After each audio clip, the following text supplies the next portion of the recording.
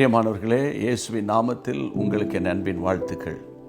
இன்றைக்கும் இந்த லெந்து நாட்களில் நாம் தியானிக்க வேண்டிய முக்கியமான ஒரு கேள்வி உண்டு. வாசிக்கலாமா? கர்த்தருடைய பிள்ளைகளே, நான் வாசிக்கிறேன். லூக்கா எழுதின சுவிசேஷம் 2ஆம் அதிகாரம் 49ஆம் வசனத்தின் மேல்பாகம்.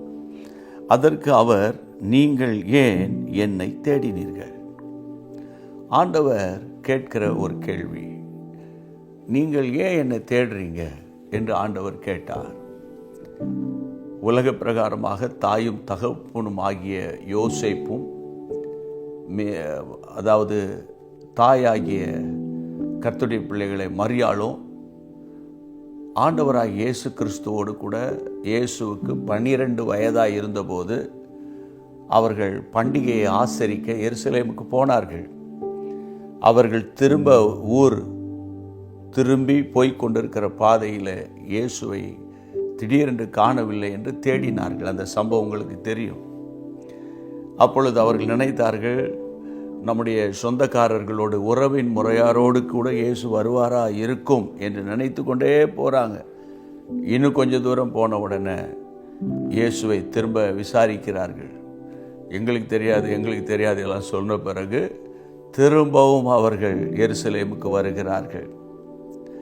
கர்த்தருடைய பிள்ளைகளே, ஒரு நாள் இயேசுவை அவர்கள் மிஸ் பண்ணாங்க. 3வது நாள் இயேசுவை கண்டார்கள். 3ஆம் நாள் இயேசுவை கண்டார்கள். ஒன்றை நீங்கள் புரிஞ்சுக்கணும். ஒரு நாள் நீங்களும் நானும் ஜெபிக்க, கர்த்தரை தேட, அவருடைய பிரசன்னத்தை உணர நம்ம மிஸ் பண்ணிட்டோன்னா திரும்ப அந்த பிரசன்னத்துக்குள்ளே வர்றதுக்கு ஒரு 3 நாட்களாவது தேவைப்படும். அதனால தான் ஒவ்வொரு நாளும் அவருடைய பிரசன்னத்தை காத்துக்கொள்ளணும். சரி, ஆண்டவர் தேடி வந்த தன்னுடைய பெற்றோரை பார்த்து சொல்லுகிற வார்த்தை, ஏன் என்னை தேடினீங்க? அந்த கேள்விக்கு அதற்கு கீழே நீங்கள் படித்தால், என் பிதாவுக்கு அடுத்தவைகளில் நான் இருக்க வேண்டியதென்று நீங்கள் அறியீர்களா என்று கேட்டார். அதாவது தேவனுடைய சித்தத்தை, நான் எதற்காக உருவாக்கப்பட்டேன் என்ற நோக்கத்தை நீங்கள் அறியாமல் இருக்கிறீர்களா என்று ஆண்டவர் கேட்டார். இன்றைக்கும் இந்த நேரத்தில் உங்களுக்கு முன்பாக இந்த கேள்வி எழுப்பப்படுகிறது. நம் ஆண்டவர் இன்றைக்கு நம்மிடத்தில் கேட்கிற ஒரு கேள்வி என்ன? கர்த்தருடைய பிள்ளைகளை, என்னை ஏன் தேடுறீங்க? தாயின் தகப்பனும் ஐயோ என் பிள்ளையை காணோமே என்று தேடினார்கள். அதற்கு ஆண்டவர் சொன்ன வார்த்தை, பிதாவுக்கு அடுத்தவைகளில் அவர் சொல்லுகிறதை பாருங்கள், இருக்க வேண்டியதென்று நீங்கள் அறியீர்களா?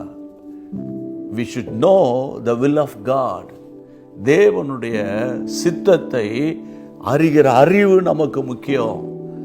143 கோடி கொண்ட பெரிய தேசத்தில் ஆண்டவர் உங்களை தெரிஞ்சிருக்கிறாரு, என்ன தெரிஞ்சிருக்கிறாரு. ஆண்டவரே, என்னை தெரிந்து கொண்டீங்க, உங்களுடைய பிள்ளையா நான் இருக்கிறேன். ஆனால் என்னில் உம்முடைய சித்தம் என்ன? நான் என்ன செய்ய வேண்டும்? ஆண்டவரே, இந்த வருஷத்தில் நான் எந்த காரியத்தை செய்து முடிக்கணும் என்ற ஒரு நோக்கத்தை அறிவதற்கு தேவனுடைய சமூகத்தை தேடுங்கள். சரியா? உங்களுக்கு புரிந்து விட்டது என்று நான் நம்புகிறேன். ஜெபம் பண்ணுவோம். நல்ல ஆண்டவரே, இந்த நாளிலும் உம்முடைய பிள்ளைகளோடு கூட சேர்ந்து நான் ஜெபிக்கிறேன். லூக்கா எழுதின சுவிசேஷம் 2ஆம் அதிகாரம் 49ஆம் வசனத்தில், நீங்கள் ஏன் என்னை தேடினீர்கள் என்று கேட்ட தேவனே, ஆண்டவரே, நீர் சரியான 12 வயதிலேயே பிதாவினுடைய சித்தத்தை அறிந்தது போல நாங்களும் உம்முடைய சித்தத்தை அறிகிற அறிவை எங்களுக்கு தாரும். எங்களுடைய JMM ஃபேமிலிஸ் ஒவ்வொருவருக்கும் தாரும். ஒவ்வொரு நாளும் உம்முடைய சித்தத்தை அறிந்து செயல்பட ஓட உம்முடைய பிள்ளைகளுக்கு கிருபை தாரும். இந்த ஜெபத்தை கேட்டதற்காக ஸ்தோத்திரம். இயேசுவின் நாமத்தில் பிதாவே, ஆமென். அன்பான தேவனுடைய பிள்ளைகளே, இச்செய்தி உங்களுக்கு மிகுந்த ஆசீர்வாதமாக இருந்ததென்று நாங்கள் நம்புகிறோம். தொடர்ந்து எங்கள் செய்திகளை கேட்டு கர்த்தருக்குள் ஆசீர்வதிக்கப்பட ஜீசஸ் மீட்ஸ் மினிஸ்ட்ரீஸ் என்கிற எங்கள் யூடியூப் சேனலை சப்ஸ்கிரைப் செய்யுங்கள். மேலும் உங்கள் ஜெப உதவிக்கு எங்களோடு நீங்கள் தொடர்பு கொள்ள வேண்டிய தொலைபேசி எண் 984125 5286 மற்றும் 7299546363. Email gpsrobinson@hotmail.com. கர்த்தர் உங்களை ஆசீர்வதிப்பாராக.